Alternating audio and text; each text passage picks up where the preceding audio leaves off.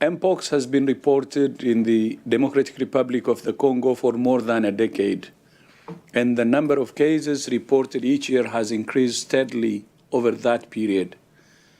Last year, reported cases increased significantly, and already the number of cases reported so far this year has exceeded last year's total, with more than 14,000 cases and 524 deaths.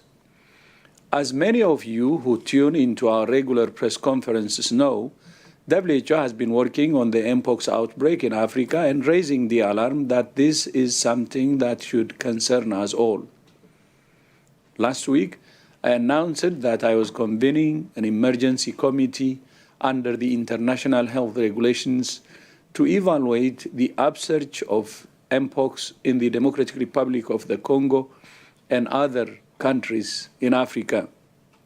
Today, the emergency committee met and advised me that, in its view, the situation constitutes a public health emergency of international concern. I have accepted that advice. The detection and rapid spread of a new clade of Mpox in eastern DRC, its detection in neighboring countries that had not previously reported Mpox, and the potential for further spread within Africa and beyond is very worrying.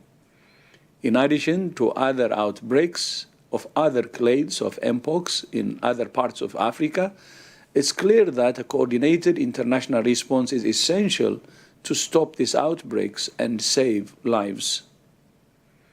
A public health emergency of international concern is the highest level of alarm under international health law.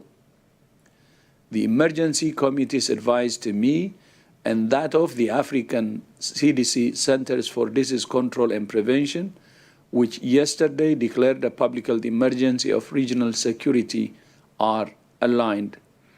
WHO is on the ground, working with the affected countries and others at risk through our country and regional offices, as well as with partners including the Africa CDC, NGOs, civil society, and more.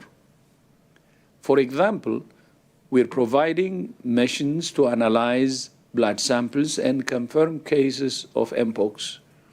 We're supporting laboratories to sequence viral samples. We're on the ground supporting case investigation and contact tracing, risk communication, and community engagement. We're training health workers and supporting clinicians to provide appropriate care. We're supporting countries to access vaccines and develop the strategies to roll them out, and much more.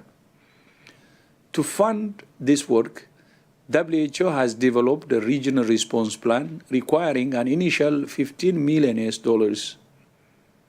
We have released about $1.5 million from the WHO Contingency Fund for emergencies, and we plan to release more in the coming days. We're also appealing to donors to fund the rest of the response plan. WHO is committed in the days and weeks ahead to coordinate the global response, working closely with each of the affected countries and leveraging our on-the-ground presence to prevent transmission, treat those infected, and save lives. I thank the Emergency Committee for its work and advice.